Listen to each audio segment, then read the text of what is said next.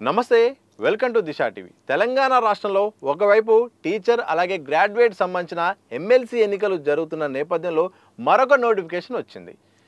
ఎమ్మెల్యేల కోట ఎమ్మెల్సీ సంబంధించిన నోటిఫికేషన్ను ఈసీ ప్రకటించింది. ఇక మార్చి 3వ తారీఖున నోటిఫికేషన్ విడుదల చేయనుంది. మార్చి 20వ తారీఖున ఎన్నిక అలాగే ఫలితాలు ఉండబోతున్నాయి. దీంతో ఇక పెద్ద ఎత్తున ఎమ్మెల్సీ కోసం మాత్రం పార్టీల వారీగా వారి ప్రయత్నాలు వారు చేస్తున్నారు. ఇక ఎమ్మెల్యేల బలాబలాన్ని బట్టి ఈ యొక్క ఎమ్మెల్సీల స్థానాలు ఆధారపడే అవకాశం ఉన్న నేపథ్యంలో ఈసారి కాంగ్రెస్ పార్టీ అధికారంలో ఉన్న నేపథ్యంలో ఎక్కువగా ఎమ్మెల్యే స్థానాలు ఉన్న నేపథ్యంలో 5 స్థానాలు ఖాళీ అయిన సందర్భంలో 4కి కాంగ్రెస్ దక్కే అవకాశం ఉంది. 1 బీఆర్ఎస్కు దక్కే అవకాశం కనిపిస్తూ ఉంది. ఎందుకంటే గతంలో బీఆర్ఎస్ అధికారంలో ఉన్నప్పుడు 4 స్థానాలు కైవసం చేసుకుంది. 1 ఎంఐఎంకు అప్పుడు మిత్రపక్షంలో భాగంగా ఎంఐఎంకి ఇచ్చింది. ఈసారిగా ఈ 5 కూడా రిటైర్మెంట్ కాబోతున్న నేపథ్యంలో కొత్త నోటిఫికేషన్ వచ్చింది. బలాబలాలను బట్టి చూస్తే మాత్రం అధికార పార్టీకి ఎక్కువ అవకాశం ఉంది. ఇక అధికార పార్టీ విషయానికి వద్దాం. ఎందుకంటే ఎక్కువ స్థానాలు అధికార పార్టీకి కైవసం చేసుకునే అవకాశం నేపథ్యంలో ఎవరెవరికి అవకాశం దక్కే అవకాశం ఉంది, అలాగే అధిష్టానం కానీ ఇక్కడున్న లోకల్ కాంగ్రెస్ పార్టీ కానీ ఎలా యోచిస్తుందనే దాని చాలా సమీకరణాలు కూడా వార్తల్లోకి వస్తున్నాయి. ఇక 5 స్థానాల్లో భాగంగా 4 స్థానాలు ఉన్న నేపథ్యంలో మిత్రపక్షమైన సిపిఐ మాత్రం మాకు ఒక స్థానం కావాల్సిందే అని కూడా పెద్ద ఎత్తున డిమాండ్ చేస్తుంది. గతంలో పొత్తులో భాగంగా పొత్తు ధర్మాన్ని పాటించాలి, ఈసారి మా పార్టీకి ఒక ఎమ్మెల్సీని ఇవ్వాల్సిన అవసరం ఉందని కూడా డిమాండ్ చేసిన నేపథ్యంలో ఒక సీటు కనుక ఇస్తే 3 స్థానాల్లో కాంగ్రెస్ అయితే టికెట్లు ఇచ్చే అవకాశం అయితే కనిపిస్తూ ఉంది. సరే, మరి ఒకవేళ 4 పక్కబెట్టి 3 మాట్లాడుకున్నా 4 అనుకున్నా కానీ పలు విషయాలు మాత్రం చర్చకు వస్తున్నాయి. 1 పార్టీ విధేయతను బట్టి టికెట్ ఇచ్చే అవకాశం కనిపిస్తూ ఉంది. 2 భవిష్యత్తును దృష్టిలో పెట్టుకొని యువతకు ప్రాధాన్యత ఇచ్చే అవకాశం కనిపిస్తూ ఉంది. 3 అంటే రేవంత్ రెడ్డి టీంకు అవకాశం ఇచ్చేలాగా కూడా కనిపిస్తూ ఉంది. తన ముద్ర వేసేలాగా తన టీంలో ఒకరికైనా అవకాశం కల్పించాలని కూడా రేవంత్ రెడ్డి పలు పేర్లు సూచించినట్టు తెలుస్తుంది. ఇక 4 అత్యంత ముఖ్యమైనది, ఇదే అసలైన ప్రాధాన్యత కలిగింది, సమీకరణాల వారీగా అంటే సామాజిక సమీకరణాల వారీగా అవకాశం కల్పించాలని కూడా పెద్ద ఎత్తున డిమాండ్ వస్తుంది. కులాల వారీగా పార్టీ ప్రాధాన్యత ఇవ్వాలని కూడా ఆయా కులాలకు సంబంధించిన కాంగ్రెస్ పార్టీ కీలక నేతలు కూడా వాళ్ళ స్టైల్లో వాళ్ళు లాబింగ్ చేస్తున్నారు, ఢిల్లీ పెద్దల్ని కలుస్తున్నారు. మాకు ప్రాధాన్యత ఇవ్వాలి, గతంలో పోటీ చేసే అవకాశం రాలేదు, పోటీ చేసినా ఓడిపోయాం, ఈసారి మాత్రం మేము పార్టీ కోసం పనిచేసిన నేపథ్యంలో మాకు అవకాశం ఇవ్వాలి, మా సామాజిక వర్గానికి ప్రాధాన్యత ఇవ్వాలని కూడా వివిధ సామాజిక వర్గాల నుండి కూడా పెద్ద ఎత్తున కూడా డిమాండ్ వస్తుంది. వాళ్ళ అభ్యర్థనను కూడా వ్యక్తం చేసిన సందర్భం కనిపిస్తోంది. ఇక యువతను దృష్టిలో పెట్టుకొని ఎవరెవరు అంటే మాత్రం యువతను దృష్టిలో పెట్టుకొని మాత్రం ముందుగా టీపీసీసీ సంబంధించిన committee chairman, media committee chairman అయితే సామా రామ్మోహన్ రెడ్డి పేరు వినిపిస్తూ ఉంది. ఇక దీని నేపథ్యంలో యువతను అంటే భవిష్యత్తులో దృష్టిలో పెట్టుకొని తన వక్త పార్టీ కోసం చేసిన సేవలు, భవిష్యత్తు అవసరాల దృష్ట్యా కూడా రేవంత్ రెడ్డి యువకునిగా అతని పేరు ప్రతిపాదిస్తే బాగుంటుంది అన్నట్టు కూడా తెలుస్తుంది. అలాగే తన టీంలో ముఖ్యులైన కానీ కాంగ్రెస్ సీనియర్ నేతలైన షబ్బీర్ అలీ పేరు కూడా వినిపిస్తుంది. ఇటు మైనారిటీ కోటా కింద అలాగే పార్టీ సిన్సియారిటీ కింద ఆయనకు అవకాశం కల్పించాలని కూడా ప్రధానంగా వార్తలో వినిపిస్తుంది. ఇంకా రేవంత్ రెడ్డికి అత్యంత దగ్గర వ్యక్తి అయిన వేం నరేందర్ రెడ్డి పేరు కూడా వినిపిస్తుంది. ఈసారి అతన్ని ఎమ్మెల్సీ చేసుకోవడానికి సీఎం రేవంత్ రెడ్డి వివిధ రకాల ప్రయత్నాలు చేస్తున్నట్టు కూడా తెలుస్తోంది. సరే, ఇప్పటికి అందుతున్న సమాచారం ప్రకారం అయితే ఇది రేవంత్ రెడ్డి టీం సంబంధించిన ఈ విషయం. ఇక కుల సమీకరణాలు కూడా చాలా వినిపిస్తున్నాయి, పార్టీ విధేయత కూడా చాలా వినిపిస్తున్నాయి. ఎస్సీ సామాజిక వర్గానికి ఒకరికి అవకాశం కల్పించాలని కూడా తెలుస్తుంది. అందులో భాగంగా 2 పేర్లు అయితే ప్రధానంగా వినిపిస్తున్నాయి. 1 ఎస్సీ నుండి మాత్రం కాంగ్రెస్ పార్టీ విధేయుడిగా ఉండి కష్టాల్లో ఉన్నట్టు ప్రతిపక్షంలో ఉన్నప్పుడు కూడా తీవ్రంగా పనిచేసి మొన్న అసెంబ్లీ ఎన్నికల్లో టికెట్ కోసం ఆశించిన భంగపడి పార్టీ కోసం పనిచేస్తున్న అద్దంకి దయాకర్ పేరు మాత్రం వినిపిస్తూ ఉంది. ఈసారి అద్దంకి దయాకర్కు ఎలాగైనా టికెట్ రావాలి, అతన్ని ఎమ్మెల్సీ చేయాలని కూడా పెద్ద ఎత్తున చాలామంది కూడా పార్టీ సంబంధించిన వాళ్ళు కూడా కోరుకుంటున్నారు. రేవంత్ రెడ్డి కూడా గతంలో ప్రతిపాదించినప్పటికీ కూడా అతనికి కొన్ని కారణాల వల్ల ఎమ్మెల్సీ చేయలేకపోయారు. పార్టీ ప్రభుత్వంలో తనకు గుర్తింపు ఇవ్వడానికి ఎమ్మెల్సీ అయ్యే అవకాశం ఉన్నట్టు తెలిసింది. అది కాని ఎడల సంపత్ పేరు అయితే వినిపిస్తుంది. మాజీ ఎమ్మెల్యే అసెంబ్లీ ఎన్నికల్లో పోటీ చేసి ఓడిపోయారు.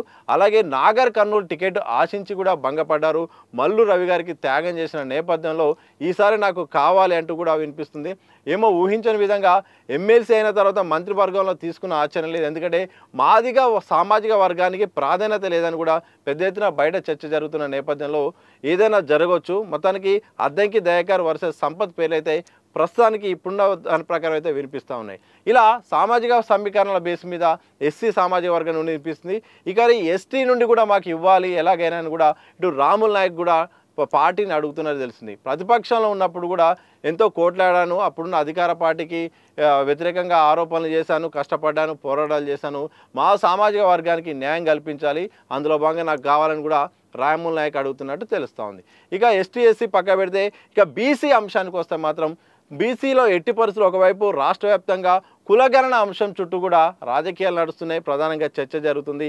ఇప్పటికే బీసీ యొక్క రిజర్వేషన్లు తగ్గించారని కూడా బీసీ కుల సంఘాలు కూడా కాంగ్రెస్ ప్రభుత్వాన్ని అయితే ఆరోపిస్తున్న నేపథ్యంలో ఇప్పటికే కులగణన చేశాం, బీసీల పట్ల ఉన్నాం, ఇంకా బీసీలకు ఎమ్మెల్సీ పదవి ఇవ్వడం ద్వారా కూడా బీసీ సైడే ఉన్నది, ఇక బీసీల కేంద్రంగానే రాజకీయాలు చేస్తామన్న పీసీసీ అధ్యక్షుడు మహేష్ కుమార్ గౌడ్ చేసిన వ్యాఖ్యల నేపథ్యంలో బలాన్ని చేకూర్చే విధంగా ఒక బీసీ నేతకు అవకాశం కల్పించేలాగా కూడా వార్తలు వినిపిస్తున్నాయి. ఇందులో ప్రధానంగా కాంగ్రెస్ సీనియర్ నేత ప్రస్తుతం ఉన్న పీసీసీ ప్రచార కమిటీ చైర్మన్ మధు యాష్కి గారి పేరు వినిపిస్తూ ఉంది. ఎందుకంటే మధు యాష్కి గారు కాంగ్రెస్ పార్టీకి సీనియర్ నేతగా ఉన్నారు. దాంతోపాటు రాహుల్ టీమ్మేట్ కూడా ఈ మధ్యలో ఢిల్లీకి వెళ్ళి రాహుల్ గాంధీని కూడా కలిశారు.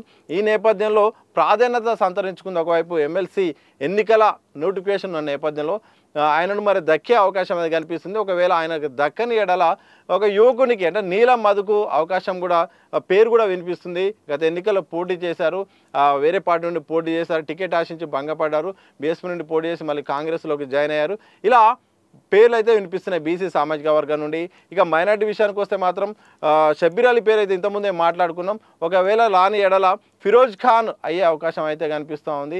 ఎందుకంటే గతంలో ఇప్పటికే ఒక మైనార్టీకి ఎమ్మెల్సీ ఇవ్వడం ద్వారా మరి మైనార్టీలకు ఈసారి ఇస్తారో లేదో తెలియదు, కానీ రేవంత్ రెడ్డి టీం కింద మాత్రం షబ్బీర్ అలీకి వస్తే ఆశ్చర్యం అయితే లేదు, మంత్రి పదవి వచ్చినా కానీ ఆశ్చర్యం అయితే లేదని తెలుస్తూ ఉంది. ఇట్లా సామాజిక సమీకరణ ఒకటి ఎస్సీ ఎస్టీ బీసీ ఇట్లా ఓసీ నుండి ముందటనే మాట్లాడుకున్నట్టు. ఇక ఓసీ విషయానికి వద్దాం. ఇంతకుముందు సామారామోహన్ రెడ్డి యువత కింద తీసుకున్నా, ఇప్పుడు ఓసీ కింద కూడా తీసుకున్నా కానీ జీవన్ రెడ్డి అయితే టికెట్ ఆశిస్తున్నారు. కాంగ్రెస్ సీనియర్ నేత ప్రజెంట్ ఇప్పటికే గ్రాడ్యుయేట్ టీచర్ ఎమ్మెల్యే గతంలో ఎమ్మెల్సీకి ఉన్నారు, ఈసారి పోటీకి దూరంగా ఉన్నారు. నేను ఈసారి ఎమ్మెల్యే కోటాల టికెట్ కావాలని ఆశిస్తున్నారు.